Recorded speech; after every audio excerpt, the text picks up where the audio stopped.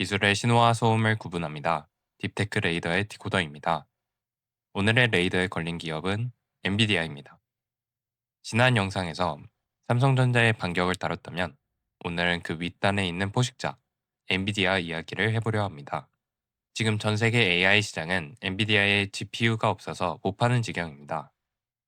칩 하나에 4천, 5천만 원을 호가하죠. 그런데 공학자의 시선으로 볼 때 이 상황은 비정상입니다.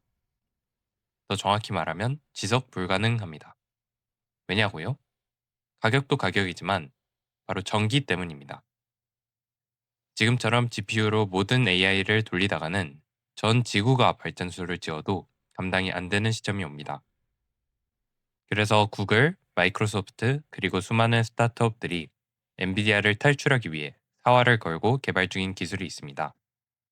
바로 NPU입니다. 오늘 영상에서는 엔비디아의 GPU가 왜 AI 시대의 최종 정답이 될 수 없는지, 그리고 그 틈새를 파고드는 NPU가 왜 우리나라 반도체의 진짜 기회인지 그 기술적 메커니즘을 완벽하게 해독해 드립니다. 먼저 GPU의 태생을 알아야 합니다. GPU, Graphics Processing Unit. 이름 그대로 그래픽, 즉 게임 화면을 그리기 위해 태어난 녀석입니다. 화면에 3D 캐릭터를 띄우려면 수만 개의 픽셀 색깔을 동시에 계산해야 하죠. 그래서 GPU는 단순 계산을 엄청나게 많이, 동시에 하는데 특화되어 있습니다. 우연히도 이게 AI가 하는 행렬 연산과 비슷해서 지금까지 AI 칩으로 쓰여지고 있는 것입니다. 하지만 비유하자면 GPU는 최고급 스포츠카입니다. 빠르고 화려하고 그래픽도 잘 그리고 AI 연산도 하고 뭐든 잘 합니다. 범용성이 좋죠. 그런데 우리는 지금 쿠팡 물류 배송을 해야 합니다. AI 데이터라는 짐을 싣고 하루 종일 날라야 하는데 연비 5km짜리 스포츠카로 택배 배달을 하고 있는 꼴입니다. 기름값, 즉 전기세는 엄청나게 들고 차값, 즉 칩 가격은 엄청나게 비쌉니다. 게다가 스포츠카에는 게임을 위한 좌석, 에어컨, 오디오 등이 달려 있는데 AI 연산만 할 때는 이게 다 잉여 자원입니다. 안 쓰는데 전기만 먹는 비효율이 발생하는 것이죠. 그래서 등장한 것이 NPU입니다. NPU는 AI, 그 중에서도 딥러닝 연산에 필요 없는 기능은 싹 다 뺐습니다. 그래픽 필요 없습니다. 게임 안 돌아갑니다. 오직 AI 연산만 미친 듯이 효율적이게 하게 설계되었습니다. 기술적으로 가장 큰 차이는 바로 정밀도입니다. GPU는 그래픽을 처리하느라 소수점 아래 10자리, 20자리까지 정밀하게 계산합니다. 이것을 FP32, FP64 등으로 말이죠. 하지만 AI가 이 사진이 고양이냐 개냐를 구별할 때 소수점 20자리까지 필요할까요? 아닙니다.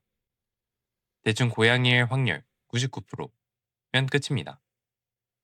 NPU는 과감하게 이 정밀도를 낮춥니다. 정수 단위 혹은 그 아래 소수점 몇 개 정도로 말이죠. 소수점을 쳐내고 정수 위주로 계산하니까 칩 크기는 작아지고 처리 속도는 빨라지고 전기는 획기적으로 덜 씁니다. 스포츠카 대신 연비 좋은 전기 화물 트럭을 만든 셈입니다. 이것이 NPU가 엔비디아 GPU 대비 전성비, 전력 대비 성능이 3배 혹은 5배 좋다고 말하는 기술적 근거입니다. 그런데 왜 아직도 엔비디아가 다 해먹나요? 라고 물으실 겁니다. 맞습니다. AI를 학습시킬 때는 여전히 엔비디아가 짱입니다. 공부할 때는 만능 스포츠카가 필요하거든요. 하지만 이젠 시장의 판도가 학습에서 추론으로 넘어가고 있습니다. AI 모델을 만드는 단계가 아니라 만들어진 AI를 서비스하는 단계. 예를 들면 챗GPT 답변 생성 등으로 가는 것이죠. 네이버, 카카오, 구글이 서비스를 돌릴 때는 하루에 수십 번의 질문을 처리해야 합니다. 이때마다 비싼 엔비디아 GPU를 쓰면 적자가 납니다.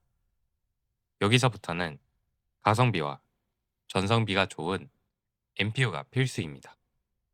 학습은 엔비디아로 하더라도 서비스, 즉 주로는 NPU로 돌린다.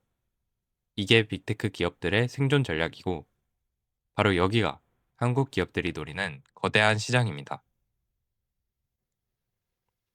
한국은 메모리 반도체 강국입니다. 이게 NPU 시대에 엄청난 무기가 됩니다. NPU도 결국 데이터를 빨리빨리 메모리에서 가져와야 성능이 나오거든요. 특히 삼성전자, SK하이닉스와 협업하기도 아주 좋은 환경이죠. 현재 리벨리온, 피리오사 AI, 디벡스 등 한국 스타트업들이 전 세계 벤치마크 테스트에서 엔비디아보다 전성비가 뛰어난 결과들을 내놓고 있습니다.